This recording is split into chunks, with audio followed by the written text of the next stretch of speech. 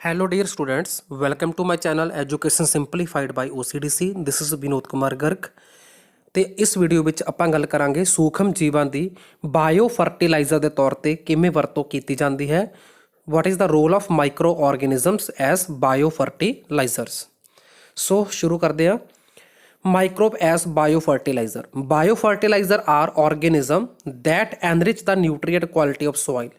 मतलब bio fertiliser ਤੋਂ ਭਾਵ ਉਹ ਮਾਈਕਰੋ ਆਰਗੇਨਿਜ਼ਮ ਹੁੰਦੇ ਨੇ ਜਿਹੜੇ ਸੋਇਲ ਦੀ ਮਤਲਬ ਮਿੱਟੀ ਦੀ ਨਿਊਟਰੀਐਂਟ ਕੁਆਲਿਟੀ ਨੂੰ ਮਤਲਬ ਗੁਣਵੱਤਾ ਨੂੰ ਵਧਾਉਂਦੇ ਨੇ ਤੇ ਸੋਇਲ ਦੀ ਫਰਟੀਲਿਟੀ ਨੂੰ ਵਧਾਉਂਦੇ ਨੇ। ਫਰਟੀਲਿਟੀ ਮਤਲਬ ਉਪਜਾਊ ਸ਼ਕਤੀ।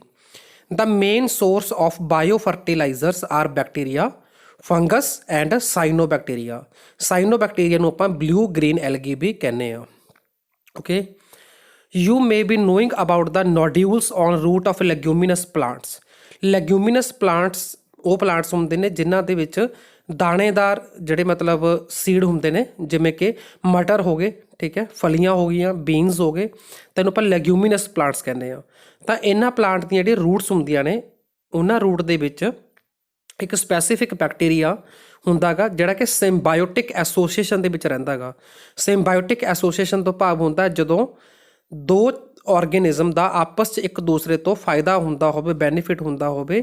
ਸੋ that beneficial association is called symbiotic association. Okay, ਤਾਂ ਜਿਹੜਾ ਇਹ ਬੈਕਟੀਰੀਆ ਹੁੰਦਾ ਦਾ ਨਾਮ ਹੈ ਰਾਈਜ਼ੋਬੀਅਮ। ਇਹ ਬੈਕਟੀਰੀਆ ਰੂਟ ਦੇ ਅੰਦਰ ਰਹਿ ਕੇ ਰੂਟ ਦੇ ਲਈ ਨਾਈਟ੍ਰੋਜਨ ਨੂੰ ਫਿਕਸ ਕਰਨ ਦਾ ਕੰਮ ਕਰਦਾ ਹੈ ਪਲਾਂਟ ਦੇ ਲਈ। ਓਕੇ, ਤੇ ਇਹਦਾ ਆਪਦਾ ਫਾਇਦਾ ਕੀ ਹੋਇਆ ਕਿ ਇਸ ਨੂੰ ਰਹਿਣ ਦੇ ਲਈ ਇੱਕ ਸ਼ੈਲਟਰ ਮਿਲ ਗਿਆ ਰੂਟ ਦੇ ਅੰਦਰ। ਤੇ ਪਲਾਂਟ ਦਾ ਫਾਇਦਾ ਕੀ ਹੋਇਆ ਕਿ ਇਹ ਬੈਕਟੀਰੀਆ ਜਿਹੜਾ ਹੈਗਾ ਉਹ ਰੂਟ ਦੇ ਅੰਦਰ ਨੋਡਿਊਲਸ ਬਣਾਊਗਾ ਤੇ ਉਸ ਨੋਡਿਊਲ ਦੇ ਅੰਦਰ ਨਾਈਟ੍ਰੋਜਨ ਫਿਕਸੇਸ਼ਨ ਹੋਏਗੀ ਔਰ ਨਾਈਟ੍ਰੋਜਨ ਫਿਕਸੇਸ਼ਨ ਦੀ ਜ਼ਰੂਰਤ ਪਲਾਂਟ ਨੂੰ ਹੁੰਦੀ ਹੈ। ਸੋ ਇੱਥੇ ਨਾਈਟ੍ਰੋਜਨ ਫਿਕਸੇਸ਼ਨ ਦਾ ਮਤਲਬ ਹੁੰਦਾ ਹੈ ਕਿ ਜਿਹੜੀ ਨਾਈਟ੍ਰੋਜਨ ਉਹ ਗੈਸੀਅਸ ਫਾਰਮ ਦੇ ਵਿੱਚ ਹੁੰਦੀ ਹੈਗੀ ਐਟਮੋਸਫੀਅਰ ਦੇ ਵਿੱਚ, ਵਾਤਾਵਰਨ ਦੇ ਵਿੱਚ। ਤਾਂ ਉਸ ਗੈਸ ਨੂੰ ਕੋਈ ਵੀ ਪਲਾਂਟ ਜਾਂ ਕੋਈ ਵੀ ਐਨੀਮਲ ਡਾਇਰੈਕਟਲੀ ਯੂਜ਼ ਨਹੀਂ ਕਰ ਸਕਦਾ। ਸੋ ਉਸ ਗੈਸ ਨੂੰ, ਨਾਈਟ੍ਰੋਜਨ ਨੂੰ ਸੋਲਿਡ ਕੰਪਾਊਂਡ ਦੇ ਵਿੱਚ ਬਦਲਣਾ ਜ਼ਰੂਰੀ ਹੁੰਦਾ ਹੈ ਤੇ ਇਸ ਪ੍ਰੋਸੈਸ ਨੂੰ ਨਾਈਟ੍ਰੋਜਨ ਫਿਕਸੇਸ਼ਨ ਕਿਹਾ ਜਾਂਦਾ ਹੈ। Other bacteria that can fix atmospheric nitrogen may be free living in the soil. Example Azospirillum. ਮਤਲਬ ਫਰੀ ਲਿਵਿੰਗ ਤੋਂ ਭਾਵ ਹੈ ਕਿ ਵੀ ਕਿਸੇ ਇਹ ਰੂਟ ਦੇ ਜਾਂ ਕਿਸੇ ਹੋਰ ਪਲਾਂਟ ਦੇ ਅੰਦਰ ਨਹੀਂ ਹੋਣਗੇ, ਇਹ ਇੰਡੀਪੈਂਡੈਂਟ ਲਿਵਿੰਗ ਹੋਣਗੇ। ਤਾਂ ਇਹਦੀ ਐਗਜ਼ਾਮਪਲ ਹੈ ਐਜੋਸਪਰੀਲੀਅਮ ਤੇ ਅਜੋਟੋਬੈਕਟਰ। ਠੀਕ ਹੈ, ਤੇ ਇਹ ਵੀ ਜਿਹੜੇ ਹੈਗੇ ਨੇ ਮਤਲਬ ਨਾਈਟ੍ਰੋਜਨ ਕੰਟੈਂਟ ਸੋਇਲ ਦੇ ਵਿੱਚ ਵਧਾਉਂਦੇ ਨੇ ਤੇ ਸੋਇਲ ਦੀ ਉਪਜਾਊ ਸ਼ਕਤੀ ਯਾਨੀ ਕਿ ਫਰਟੀਲਿਟੀ ਨੂੰ ਵੀ ਇਨਕਰੀਜ਼ ਕਰਦੇ ਨੇ। Fungi also known to form symbiotic association with the plant. ਜਿਹੜੀ ਫੰਗਸ ਹੁੰਦੀ ਹੈ ਉਹ ਵੀ ਪਲਾਂਟ ਦੀਆਂ ਰੂਟਸ ਦੇ ਨਾਲ ਸਿੰਬਾਇਓਟਿਕ ਐਸੋਸੀਏਸ਼ਨ ਕਰਦੀ ਹੈ, ਜਿਸ ਦਾ ਮਤਲਬ ਮੈਂ ਹੁਣ ਤੁਹਾਨੂੰ ਦੱਸ ਚੁੱਕਿਆ ਹਾਂ ਕਿ ਸਿੰਬਾਇਓਟਿਕ ਦਾ ਭਾਵ ਹੁੰਦਾ ਜਦੋਂ ਦੋ ਆਰਗੇਨਿਜ਼ਮ ਆਪਸ ਵਿੱਚ ਇਸ ਤਰ੍ਹਾਂ ਦੀ ਐਸੋਸੀਏਸ਼ਨ ਕਰਨ ਕਿ ਦੋਨਾਂ ਦਾ ਇੱਕ ਦੂਜੇ ਤੋਂ ਬੈਨੀਫਿਟ ਹੋਵੇ। ਠੀਕ ਹੈ, ਸੋ ਮਾਈਕੋਰਿਜ਼ਾ ਇਸ ਐਸੋਸੀਏਸ਼ਨ ਨੂੰ ਕਿਹਾ ਜਾਂਦਾ ਹੈ। ਮਾਈਕੋ ਦਾ ਮਤਲਬ ਹੁੰਦਾ ਹੈ ਫੰਗਸ ਤੇ ਰਿਜ਼ਾ ਦਾ ਮਤਲਬ ਹੁੰਦਾ ਰੂਟ। ਰੂਟ ਕਿਸੇ ਵੀ ਹਾਇਰ ਪਲਾਂਟ ਦੀ ਹੋ ਸਕਦੀ ਹੈ ਜਿਵੇਂ ਕਿ ਜਿਮਨੋਸਪਰਮ ਪਲਾਂਟ ਦੀ।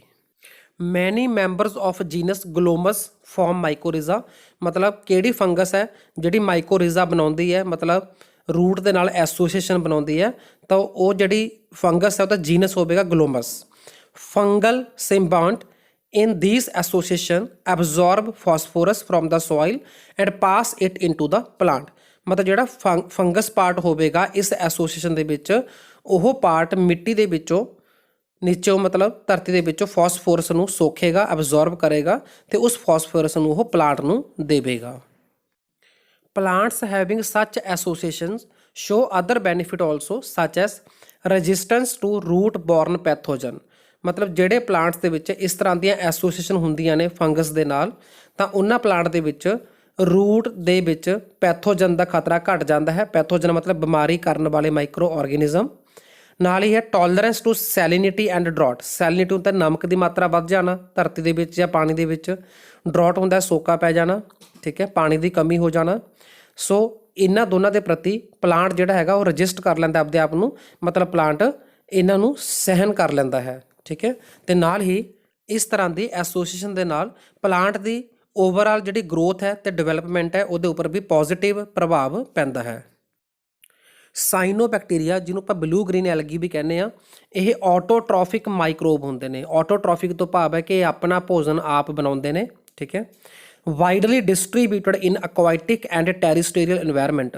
ਅਕੁਆਟਿਕ ਮਤਲਬ ਇਹ ਪਾਣੀ ਦੇ ਵਿੱਚ, ਟੈਰੀਸਟੇਰੀਅਲ ਮਤਲਬ ਲੈਂਡ ਦੇ ਉੱਪਰ, ਹਰ ਜਗ੍ਹਾ ਦੇ ਉੱਪਰ ਇਹ ਵਾਈਡਲੀ ਅਵੇਲੇਬਲ ਨੇ, ਮਤਲਬ ਬਹੁਤ ਮਾਤਰਾ ਦੇ ਵਿੱਚ ਪ੍ਰੈਜ਼ੈਂਟ ਹੁੰਦੇ ਨੇ। ਤੇ ਇਹ ਐਟਮੋਸਫੈਰਿਕ ਨਾਈਟ੍ਰੋਜਨ ਗੈਸ ਨੂੰ ਸੋਲਿਡ ਦੇ ਵਿੱਚ ਕਨਵਰਟ ਕਰਕੇ ਨਾਈਟ੍ਰੋਜਨ ਫਿਕਸੇਸ਼ਨ ਕਰਦੇ ਨੇ। ਤਾਂ ਸਾਈਨੋਬੈਕਟੀਰੀਆ ਦੀ ਐਗਜ਼ਾਮਪਲ ਹੈ ਐਨਾਬੀਨਾ, ਨੋਸਟੋਕ ਤੇ ਓਸੀਲੇਟੋਰੀਆ। ਓਕੇ, ਇਨ ਪੈਡੀ ਫੀਲਡ ਹੁੰਦਾ ਰਾਈਸ ਦੇ ਖੇਤ। ਪੈਡੀ ਫੀਲਡ ਸਾਈਨੋਬੈਕਟੀਰੀਆ ਸਰਵ ਐਜ਼ ਇੰਪੋਰਟੈਂਟ ਬਾਇਓ ਫਰਟੀਲਾਈਜ਼ਰ। ਮਤਲਬ ਚੌਲ ਜਿੱਥੇ ਬੀਜੇ ਹੁੰਦੇ ਨੇ ਉਹਨਾਂ ਖੇਤਾਂ ਦੇ ਵਿੱਚ ਸਾਈਨੋਬੈਕਟੀਰੀਆ ਬਹੁਤ ਵਧੀਆ ਫਰਟੀਲਾਈਜ਼ਰ ਦਾ ਰੋਲ ਕਰਦਾ ਹੈ। Blue green algae also add organic matter to the soil and increase its fertility। ਮਤਲਬ ਜਿਹੜੀ ਬਲੂ ਗ੍ਰੀਨ ਐਲਗੀ ਹੈ, ਮਤਲਬ ਸਾਈਨੋਬੈਕਟੀਰੀਆ ਹੈ, ਇਹ ਸੋਇਲ ਦੇ ਵਿੱਚ ਆਰਗੈਨਿਕ ਮੈਟਰ ਨੂੰ ਵਧਾਉਂਦਾ ਹੈ, ਜਿਸ ਨਾਲ ਮਿੱਟੀ ਦੀ ਉਪਜਾਊ ਸ਼ਕਤੀ ਵਧੇਗੀ। ਉਪਜਾਊ ਸ਼ਕਤੀ ਵਧਣ ਦੇ ਨਾਲ ਮਿੱਟੀ ਦੇ ਵਿੱਚ ਜਿਹੜੀ ਪ੍ਰੋਡਕਸ਼ਨ ਹੈਗੀ ਕ੍ਰੌਪ ਦੀ ਉਹ ਵੀ ਵੱਧਦੀ ਹੈ।